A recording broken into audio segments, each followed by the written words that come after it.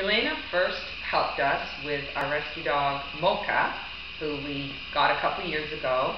And Mocha was a stray who had a lot of fears and anxiety and didn't know any basic commands or obedience. So Elena has really helped make Mocha into a well-adjusted, well-behaved, well-socialized dog.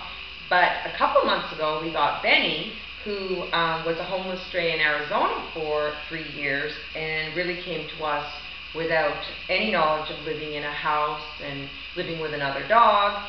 And Elena has been a big help socializing the two dogs, helping Benny with basic obedience, training, walking nicely on leash, getting along well with Mocha, as well as he had a fear of men, which, much like Mocha's fear of bicycles, trucks, skateboards, is already hugely improved. And we have just a lot to thank Elena for. And these little guys, Mocha's come a huge way, and Benny's well on his way to being as perfect a dog as his sister.